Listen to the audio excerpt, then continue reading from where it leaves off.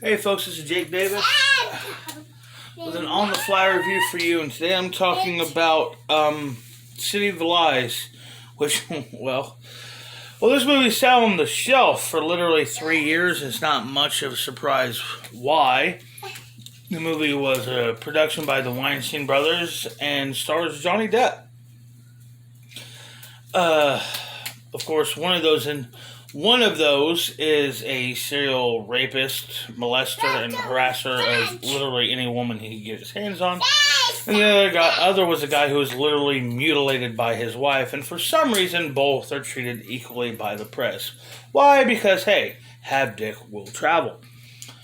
This is the story. This movie is directed by Brad Furman, and it stars Johnny Depp, Forest Whitaker, Shea Wingham. I always struggle with his name. Xander Berkeley and Peter Green. I feel like I'm forgetting some. Oh yeah, Michael Pare was somewhere in here. I didn't catch where he was or who he played. But yeah, he's perfect for a low-life scumbag cop. The whole story of this movie is the story of Detective Russell Poole, which I remember seeing this guy on TV all the time when I was a teenager in the early 2000s. I mean, this guy talked to, not literally these dudes as far as I know, but everyone from Tucker Carlson to Kurt Lauder. Anyone who would hear his story, he would tell it to. His theory that he was the lead investigator on Biggie Smalls' murder, and he was convinced the LAPD were covering it up and restricting his investigation. And he stood by this story for 20 years until his death in 2015, man. Which is really where this movie kind of picks up with investigator Darius Jackson, played by Forest Whitaker, doing a story about the whole incident and becoming friends with this guy. This was a good movie. And honestly, I really, really enjoyed this movie. I liked the restrictive use of Biggie's and Tupac's music in the film, specifically because, this isn't a biopic. You know what I mean? This is about what happened to these men and, justice for their families and shit like this.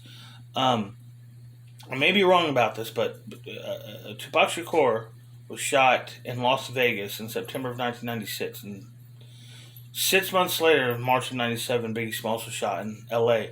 And there were similar circumstances. And yes, anyone with a pulse suspected one man at that time. And you know what I'm talking about. Oh, fuck it. He doesn't know who this cracker is. Suge Knight. And, I'm not going to sit here and say Suge Knight killed him, but... oh, yeah. I'm sure he's just as innocent as O.J. and Hitler.